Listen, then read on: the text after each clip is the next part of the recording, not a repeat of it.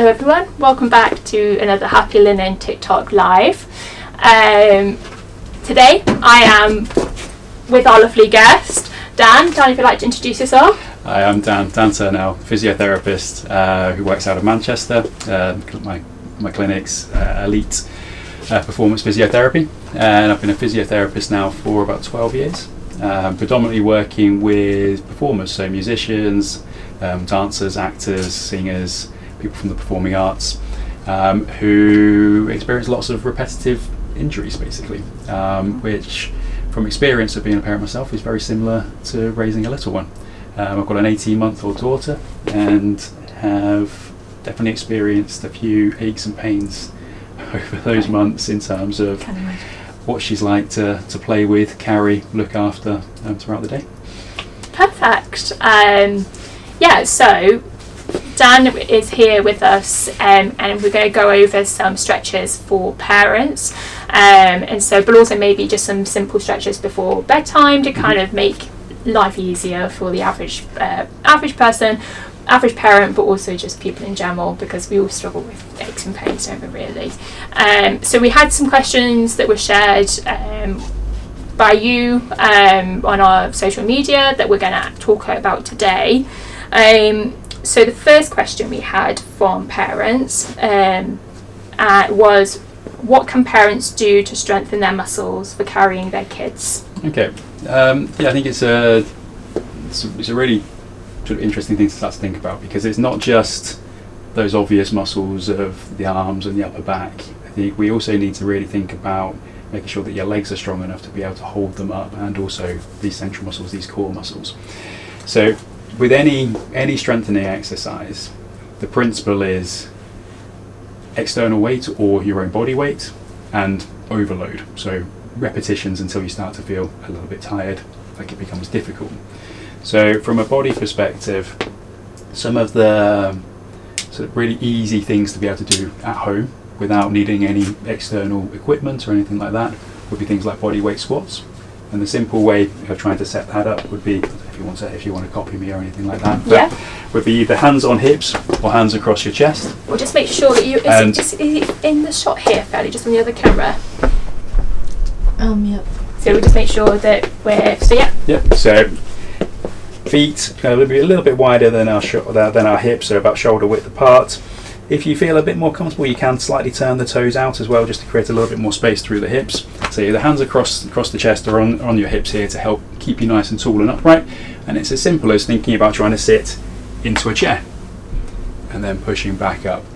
And what we're doing here is we're working the muscles of the legs, so the quadriceps, so those muscles at the front of the thighs, the hamstrings, and also the bum, the glutes. And these are those big supportive muscles that make it a lot easier to be able to pick little one up off the floor, or pick anything with a little bit of weight off the floor, because it means that we're using these big muscles rather than overloading our backs or potentially our shoulders or our necks. The next thing that we'd maybe think about trying to do from a leg perspective would be some kind of lunge. So again, it'd be either hands onto the hips or across the chest, whichever feels more comfortable. And we would take a step back, bend the knees, trying to stay nice and tall in the body, and then just stepping back so as the foot comes back to next to the other one, and just alternating sides. And with that front leg, that's the leg that all the effort is going through. And so the principle when you're doing any of these exercises is that you want it to get to a point where it starts to feel challenging. Because that's where we start to get that progressive overload, so the muscular changes, strength changes within those tissues.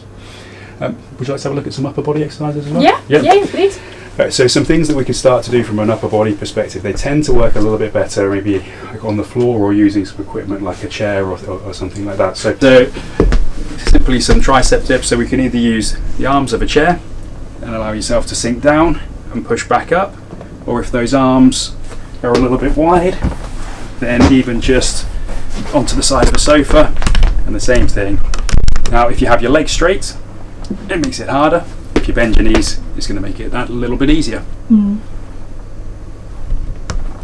And I think also as well, just from a strength perspective, like you can incorporate it into playing with your little one as well.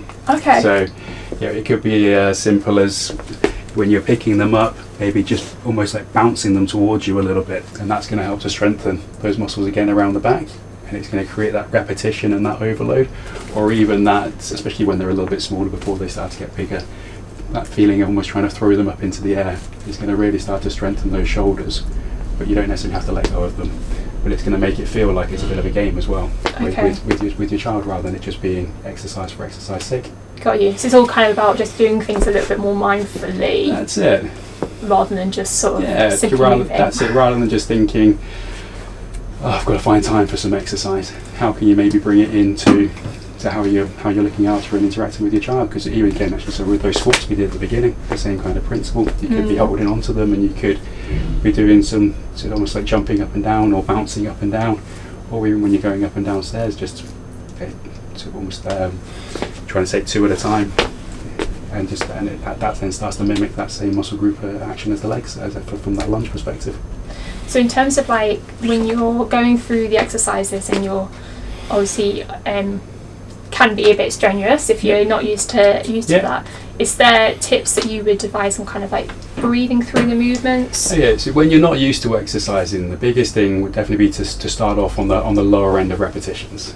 If you start to try and do too much too soon, you're just going to become really sore. So you'll end up with something called DOMS, or delayed onset muscle soreness, which is that feeling that you might have experienced where you've suddenly had the urge to maybe go for a run or do some kind of gym workout. You haven't done it in a long time, and the next day getting out of bed just feels awful.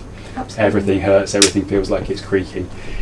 Generally that means that you've done a little bit too much the day before, so the body wasn't used to what you put it through, and it's responded with pain, soreness, essentially some build-up of lactic acid and other kind of hormones and byproducts of exercise.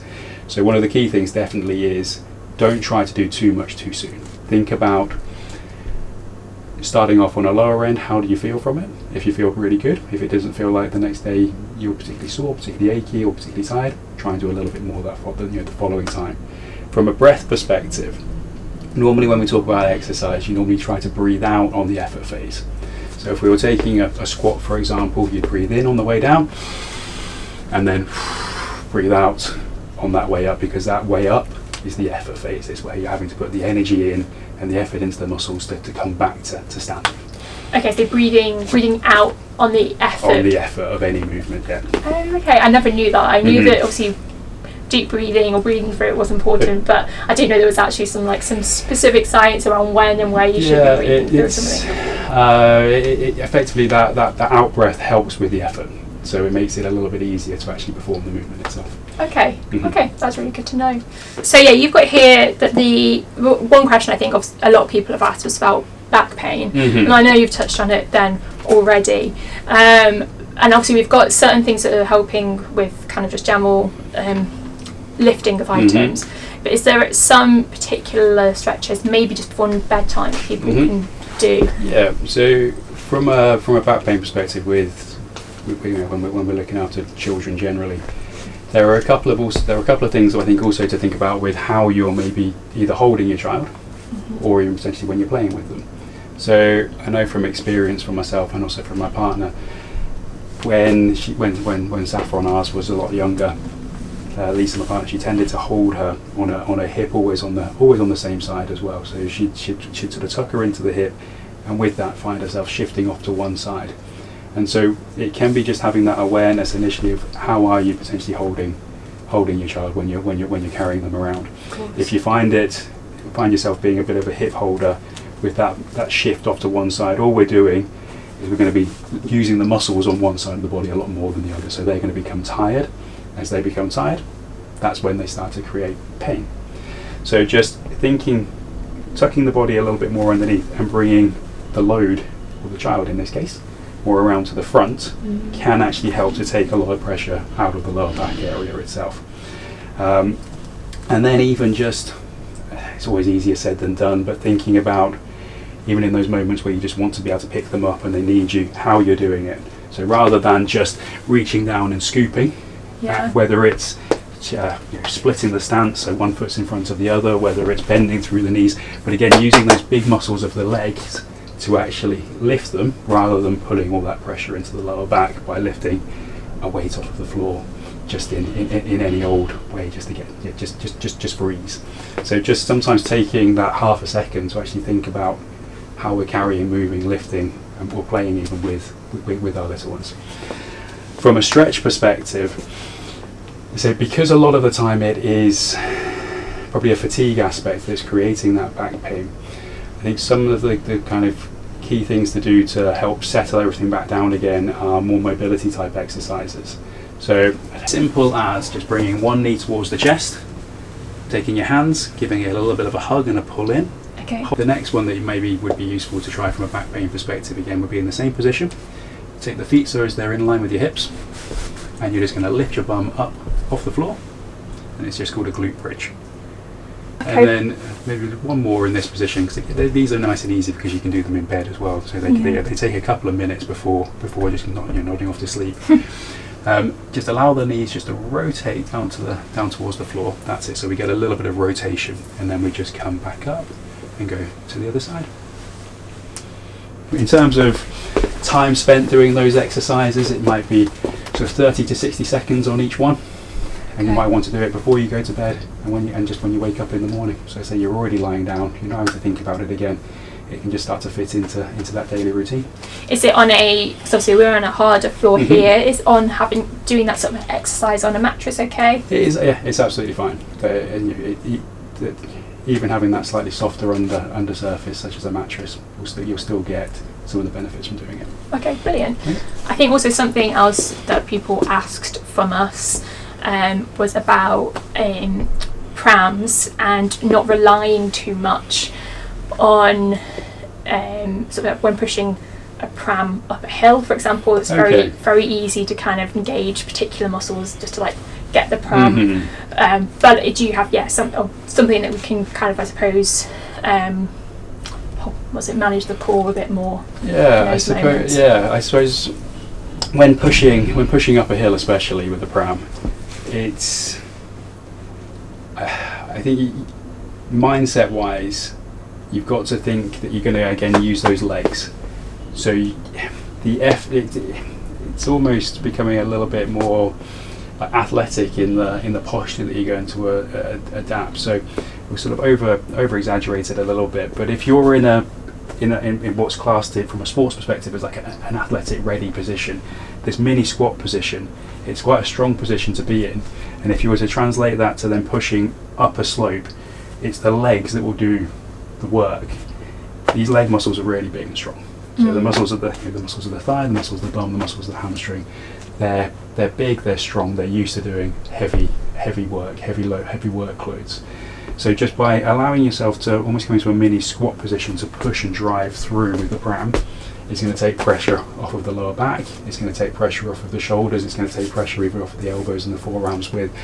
If you're a bit more upright and you're just trying to push, it's all of this doing the work. We're not utilising those big muscle groups that we've got available to us to try and make it a little bit easier, because it's never going to be easy, but it just helps to make it a little bit easier and take that load off of the body. Okay, brilliant. Got some additional questions here. Just when you were talking about it then and talking about having your child on sort of your front wall as opposed to your side, you've got so many of those I can't remember they're called, they're not harnesses, but they kind of harness your child onto your front or back. Is there something like, is having a child on your front or back, is there one that's slightly better than the other? I think as they get bigger, you'll generally want to move them towards the back.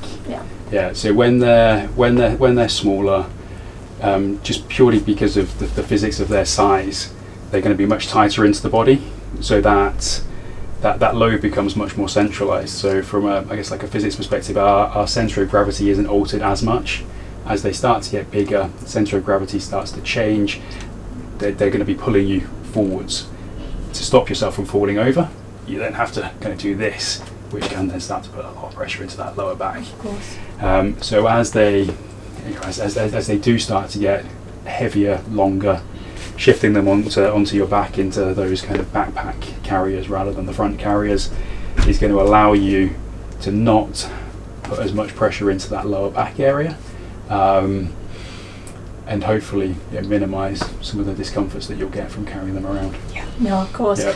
I just I've got some friends who are similar position to you, Mm-hmm. and obviously they just have their child always on their person, Mm-hmm. basically, and something beginning to get to that point now where it's a really lovely thing to do still, but it's obviously becoming quite tedious, and they're only so strong. Yeah. So yeah, maybe you're not quite at that point with your 18-month-year-old, but No, she's pretty small, to be honest. She's still in 12-month clothes. okay. So yeah, she's still got, I think, a couple more months of being on the front before I have to really start worrying about her. I think, but also then just from a size perspective. So Lisa, my partner, she's a lot smaller, whereas for her it's going to be different. Yes. Yeah, she's from a weight perspective, Saf's a bit heavier for her in comparison to when I'm carrying her around. And so I think it is always going to be a little bit individualistic. As you start to struggle, think about making that shift into more of a backpack rather than keeping them on the front. Okay. And assuming obviously the child can hold themselves in that position as well. Yes. Yeah. No, of course. Okay. Perfect. And then this is one here. Obviously, you've talked about things that we can do before bedtime. So, us adults, and I know this was a very optimistic way of viewing children going to bed.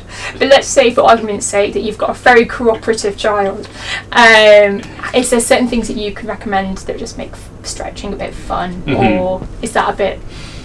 So it's not something it's something I'm yet to experience with Sapphire. She's definitely not in the habit of sitting still and listening to being told to stretch or move. But I think from anything pre-bedtime wise, with experience, is you're trying to make it as calm as possible. So anything that you did introduce, you'd want it to be slow. You'd want it to probably be in sitting or lying even, rather than it being stood, active, lots of movement around. And I guess one way of maybe making it a little bit more fun would be to have some kind of gentle nighttime music, quieting down music, whatever it is that you might have or that your child might find useful from a soothing perspective to help them just know that the end of the day is coming. But again, I think if you grab a seat. And I think it's about maybe trying to bring in sort of, I say, slow but deliberate exercises. So it could be as simple as just some really nice gentle head turns. And with that, just you can think about the breath again. So as you mentioned earlier, when it came to exercising with breath, with something like this, it would be maybe breathing out on the turn and breathing in as you came back to the centre.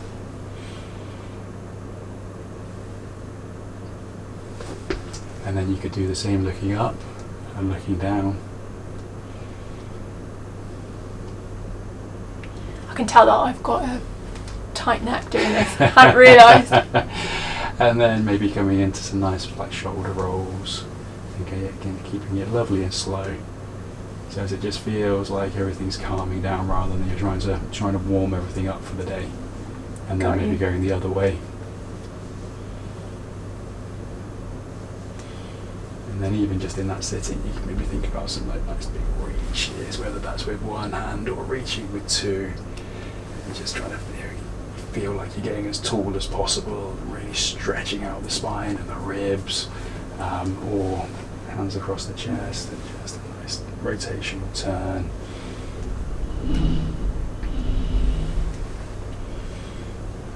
I think it's there's so many things that you have as part of a bedtime routine as a child. Obviously, we always talk about bedtime routines being really important, and so there's things that you do naturally incorporate, which of course is something as simple as brushing your teeth and maybe reading a book.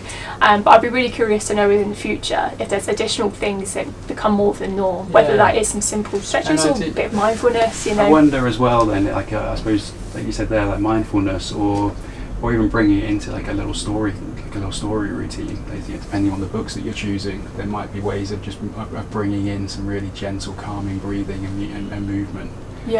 Just to help facilitate that routine rather than it being an additional aspect to the routine. It's is there any way of being able to just make life a bit easier and bring it into the routine that's already happening. Yeah, because we don't want to expect too much of, well, already very busy people. But I have always wondered that whether in the future we'll incorporate those additional things a bit more, just because it is, we put a lot of emphasis on kind of like physical health, which is obviously really good in certain degrees, but in other areas we kind of may forget to, do those additional things, which I think are probably really helpful. But I mean, don't put pressure on yourself as a parent. Life's already difficult enough, I think. Right, we'll just get paused for a minute and just check that we're kind of all okay with everything. So yeah, how's it going, Daddy? It's alright. You're getting everything you need? Amazing.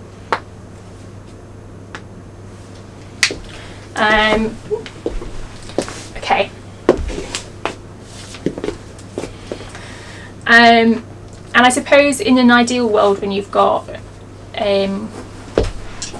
sort of, life isn't incredibly hectic, how much time do you think people should kind of dedicate to doing some simple stretches? If life was all fine, what bit of time would you think is ideal? So in an ideal world, the exercise guidelines are I think it's a minimum of 30 minutes, 5 times a week of moderate intensity cardiovascular exercise.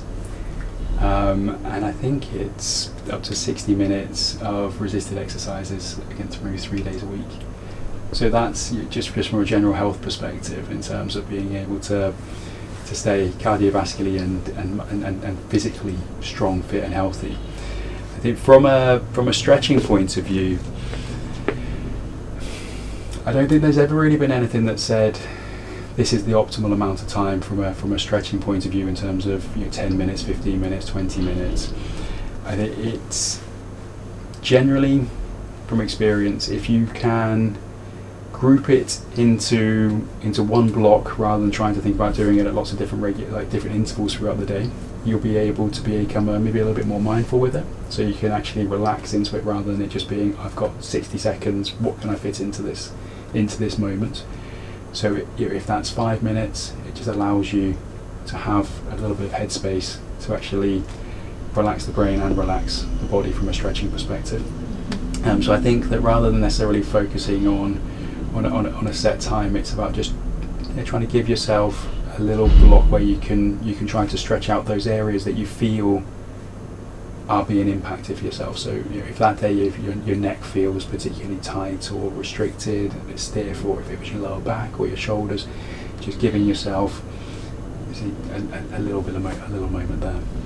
I think it's very easy, isn't it, just to completely ignore things when I suppose if you're already so busy, to kind of not be like got a frog in my throat to not be totally in tune with how your body feels. And so I like the advice of just maybe taking a minute or two to just assess. Yeah, but it's again, it's easy to say, but when they're having a nap, or when they're in bed, or if the partner's around or something like that, or a family member who's helping maybe with bath time, do you have just a little moment there to just think about you, and actually not worry necessarily about picking up those toys at that exact moment, or packing something away, preparing something else that you think you should be doing.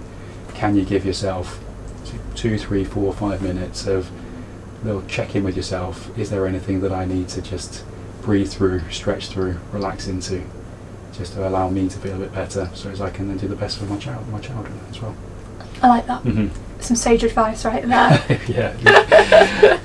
It's also easy to give it. Well, that's it, isn't it, with all of these things. Much easier to give advice than to do it, but I think you're right, if you just kind of small bits every day. And I think the benefit of the smaller, like with anything as well, just a little bit is always going to be better than nothing.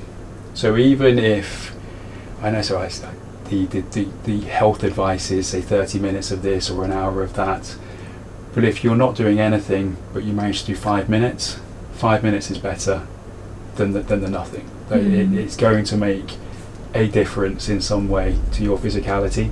If you can improve your physicality, your chances of being uncomfortable, painful, sore start to diminish, and you'll also hope, from experience, from like that, just that mental health side of things, you feel like you've done something, so you don't beat yourself up about it. You don't maybe end up in that slightly negative spiral as well. Yeah. Okay, this is all really, really useful information that I'm sure when we kind of edit it all together, I think people are going to love, because you're right, it's kind of just about taking those few minutes out of every day and doing things simple like that. Actually, I would never have thought to do that sort of movement, and actually I think that's my upper body strength is incredibly poor, but actually I think something quite simple like that would probably all. And you start to notice changes quite quickly. That's also the other thing with your simple bodyweight exercises. You will start to notice a change really, really quickly, and which is a nice thing, because that change then makes you feel like you want to keep doing it. When you see an improvement, you're normally more inclined to keep going with it. So no fancy equipment, basically. You don't need fancy equipment. You don't need it. Obviously, it's great if you have the time and the opportunity to, if you've got a home gym or going out to the gym, or just the opportunity to use other equipment. It expands the exercise opportunity that's available to you. But from if you're time poor, if you're space poor potentially, because kids take up a lot of space. Of course. Your body weight is a great place to start. Okay. You can, and I say, with any exercise, it's just about creating what's classed as overload, progressive overload into those tissues. And so by doing something repetitive, even with body weight and not fancy equipment, you're going to stimulate muscle tissue. You're going to change how it's sitting, how it's structured, and you're going to get those positive effects from exercise. Super. Thank you. I think that was all the questions that we had that you've answered very thoroughly. So we really appreciate that. I think in terms of the TikTok Live, there isn't much more that we can talk about today. So thank you very much everyone for watching. Keep an eye out on our social media, Happy Company, but also your social media being Elite Performance Physio Manchester. Because you've had a big rebrand. It's all changed and I keep forgetting it. So keep an eye out, and we'll be sharing lots of useful content like this in the near future. So thanks very much everyone, and see you again soon. Bye.